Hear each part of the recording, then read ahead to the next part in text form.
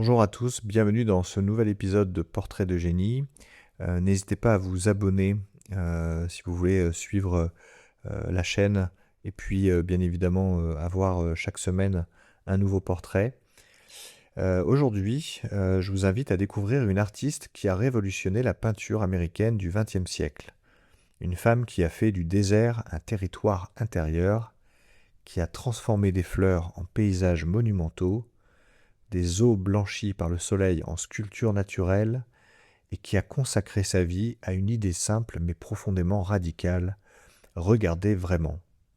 Cet artiste, c'est Georgia O'Keeffe.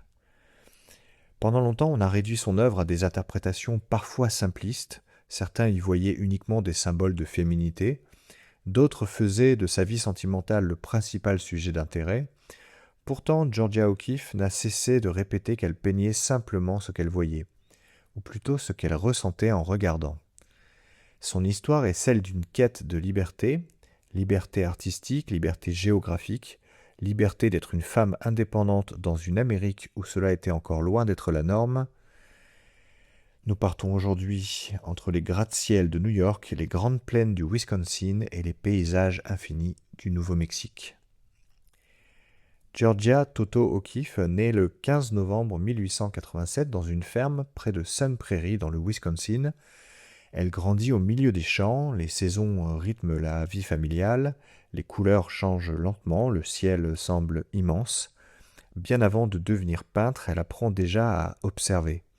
Cette enfance rurale laissera une empreinte profonde dans toute son œuvre. Très jeune, elle affirme qu'elle sera artiste, à une époque où peu de femmes peuvent envisager une carrière professionnelle. Cette certitude étonne son entourage. Ses parents l'encouragent malgré tout, elle suit des cours de dessin dès l'âge de 12 ans, son talent apparaît rapidement.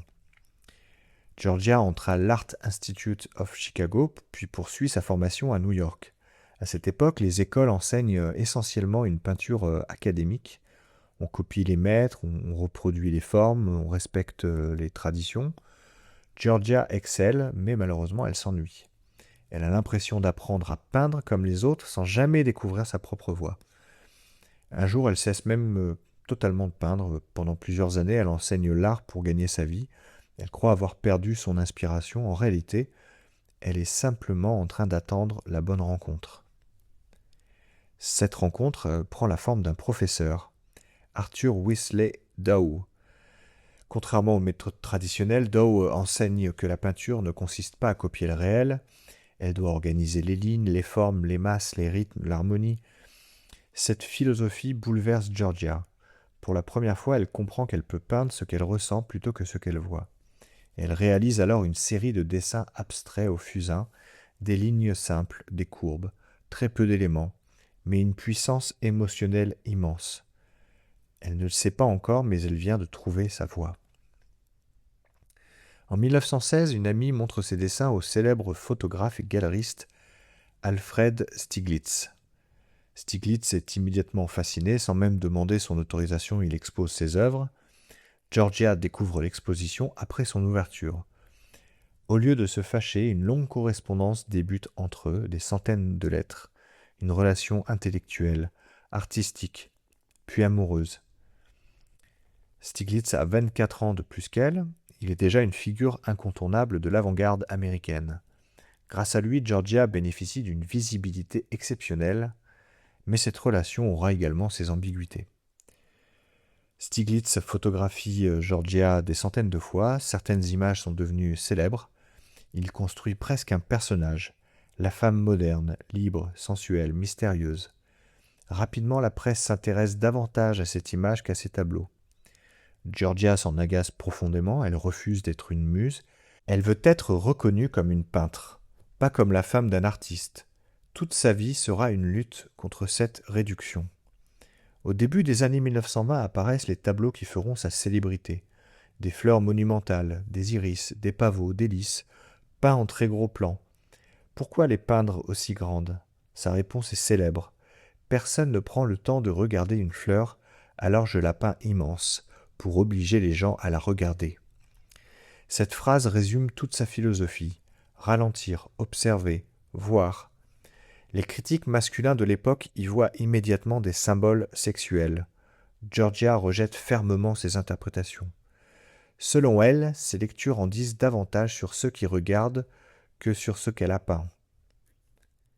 Georgia vit aussi à New York, mais contrairement aux autres artistes fascinés par l'agitation urbaine, elle regarde les gratte-ciel comme des montagnes modernes. Elle peint les immeubles dans la nuit, les lignes verticales, les jeux de lumière. La ville devient presque abstraite. Ses compositions sont d'une grande simplicité. Quelques formes, peu de couleurs, mais une impression monumentale. Dans les années 1930, Georgia découvre le Nouveau-Mexique. C'est une révélation. Le désert, les falaises rouges, le silence, la lumière.